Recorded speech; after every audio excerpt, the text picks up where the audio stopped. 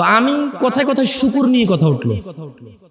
তো ওখানে আমরা 4-5 জন লোক কথা বলতেছিলাম, সবাই আমরা পরিচিত ছিলাম। তো একটা আমার ফ্রেন্ড ছিল, বয়স আমার থেকে একটু বড়, তো বললো যে জামশেদ, আমরা যে কক্সবাজার যাচ্ছিলাম ওই যে রোহিঙ্গাদেরকে দেখতে, তখন তো বাংলাদেশে ওরা ঢুকলো, বলে যে তোর মনে আছে যে কতগুলো শুকুর দেখলাম, ওইদিকে শুকুর পালে ওরা।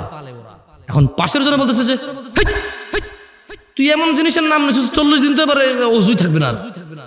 কয়দিন? তা আমি বললাম যে 40 দিন অজু থাকবে না কেমনে? শুকুরের নাম নিলে 40 দিন অজু থাকে না, আপনি জানেন না?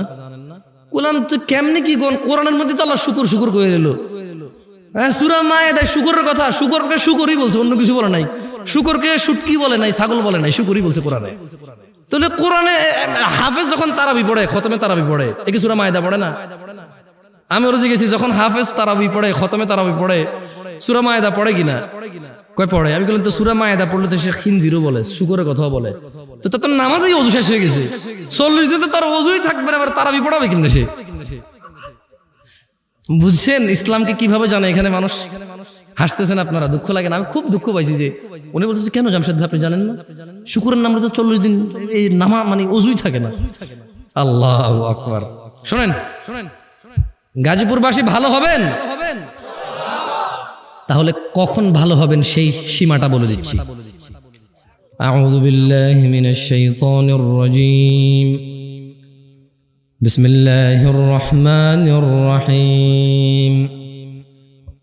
ইন্না আরসালনা নূহান ইলা কওমিহি আন আনজির কওমাকা মিন ক্বাবল أن أنذر قومك من قبل أن يأتيهم عذاب أليم।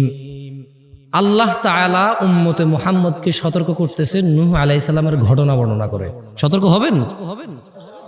গাজীপুরের মানুষ, তোমাদের রব বলছে ইন্না আরসালনা নূহান ইলা কওমিহি, নিশ্চয় আল্লাহ নূহ আলাইহিস সালামকে পাঠিয়েছে নূহ আলাইহিস সালামের উম্মতের কাছে, সম্প্রদায়ের কাছে। আন আনজির কওমাকা মিন ক্বাবলি আন ইয়াতিয়াহুম আযাবুন আলীম।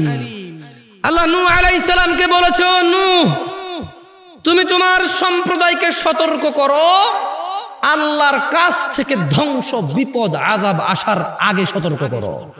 তাহলে সতর্ক কখন হতে হবে? সতর্ক কখন হতে হবে? বিপদ আসলে সতর্ক হয়ে আর লাভ।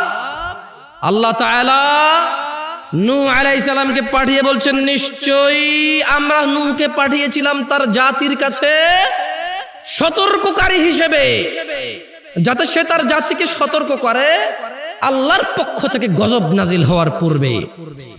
এবার নূহ আলাইহিস সালাম আল্লাহর থেকে ওহী পেয়ে বললেন কল, তিনি নূহ আলাইহিস সালাম বললেন ইয়া কওমি, হে আমার সম্প্রদায়, ইন্নী লাকুম নাযীরুম মুবিন, হে আমার সম্প্রদায় শুনো তোমরা, নিশ্চয়ই আমি নূহ তোমাদের জন্য একজন সতর্ককারী। আনি ইবুদুল্লাহ, আমি তোমাদেরকে সতর্ক করছি এই বিষয় যে তোমরা আল্লাহর ইবাদত করবে, ওয়াত্তাকু, তোমরা আল্লাহকে ভয় করবে, ওয়া আতিউন, এবং তোমরা, নূহ আলাইহিস সালাম বলছে যে আমার অনুগত্য করবে।